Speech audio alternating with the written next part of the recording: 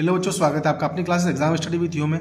मैं आप लोगों के लिए जो 75 लगभग बहुत सारे इंपॉर्टेंट क्वेश्चन लेके आया हूँ। डेफिनेटली 101% आपकी कल की बोर्ड एग्जाम में जो है इनमें से क्वेश्चन आने वाले हैं, तो आप बिल्कुल इन क्वेश्चन को स्किप ना कीजिएगा, लास्ट तक देखिएगा। और चैनल को सब्सक्राइब नहीं किया है तो आप चैनल को सब्सक्राइब जरूर कर लीजिए, ठीक है। तो हम बिना किसी देरी के क्लास को स्टार्ट करते हैं। अर्थशास्त्र के क्वेश्चन लेने वाले कक्षा 12 वाले बच्चों के लिए, ठीक है। तो आज का हमारा पहला क्वेश्चन क्या है कि सामान्य अर्थशास्त्र से क्या आशय है, ठीक है, पहला क्वेश्चन। दूसरा क्या बोल रहा है क्वेश्चन कि अर्थशास्त्र की केंद्रीय समस्याओं का वर्णन कीजिए।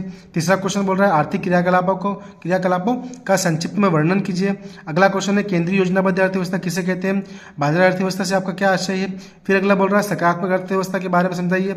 नेक्स्ट क्वेश्चन है आदर्शात्मक अर्थशास्त्र किसे कहते हैं। उसके बाद नेक्स्ट क्या बोल रहा है कि व्यष्टि और समष्टि अर्थशास्त्र से आप क्या समझते हैं।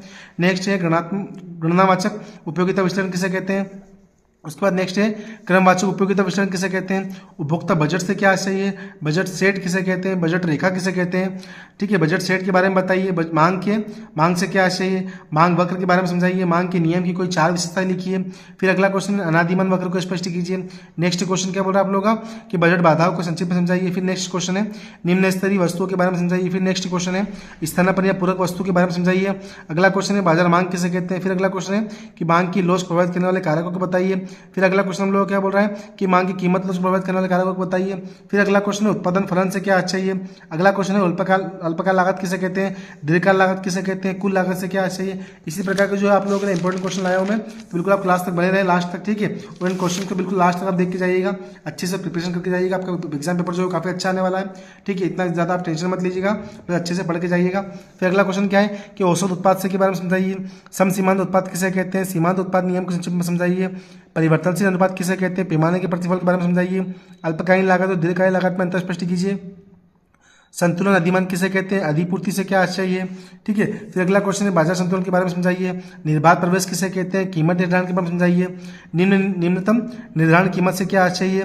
पूर्ण प्रतिस्पर्धा बाजार से क्या आशय है। पूर्ण प्रतिस्पर्धा बाजार से आप क्या समझते हैं। पूर्ण प्रतिस्पर्धा बाजार की परिभाषा लिखिए, विशेषता लिखिए। पूर्ण प्रतिस्पर्धा आरेख की समझाइए। किसी फर्म का पूर्ति वक्र पर क्या प्रभाव पड़ता है। दीर्घकालीन बाजार से क्या आशय है।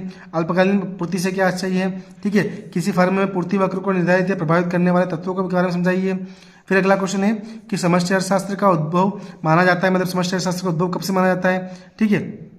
फिर अगला है समष्टि अर्थशास्त्र का उद्गम माना जाता है। समष्टि अर्थशास्त्र की वर्तमान स्थिति को समझाइए। समष्टि अर्थशास्त्र की मूलभूत संकल्पनाओं को समझाइए। आय से क्या आशय है। राष्ट्रीय आय, ठीक है। राष्ट्रीय गणना विधि को किसे कहते हैं। फिर अगला क्वेश्चन क्या बोल रहे हैं हम लोग का देखिएगा। लगभग 77 क्वेश्चन आप लोगों के लिए मोस्ट इंपॉर्टेंट 77 क्वेश्चन है, बिल्कुल लास्ट तक बने रहिए क्लास के आप। और सारे क्वेश्चन को, एक भी क्वेश्चन को स्किप ना कीजिएगा। व्यय विधि के बारे में समझाइए। लागत किसे कहते हैं। बाजार कीमत से आप क्या समझते हैं। वास्तविक कर क्या है। सकल घरेलू उत्पाद से आप क्या समझते हैं। मुद्रा के कार्य लिखिए। मुद्रा की मांग और मुद्रा की पूर्ति के बारे में समझाइए। सार के सृजन से आपका क्या आशय है, ठीक है। सार सृजन की सीमाओं का वर्णन कीजिए। मुद्रा गुणक से आपका क्या आशय है। मुद्रा पूर्ति को नियंत्रित करने वाले तत्वों की व्याख्या कीजिए। समग्र मांग से क्या समझते हैं। संतुलन मांग या निर्धारित किसी प्रकार निर्धारित किया जाता है। संतुलित आय को किस प्रकार निर्धारित किया जाता है, ठीक है। सहकारी या सरकारी बजट से क्या आशय है। सरकारी बजट के उद्देश्य के बारे में समझाइए। अधिशेष या घाटा बजट किसे कहते हैं। अदायगी से क्या आशय है। कर अदायगी से क्या आशय है, ठीक है। चालू खाता किसे कहते हैं। पूंजीगत खाता किसे कहते हैं। अदायगी संतुलन के बारे में समझाइए।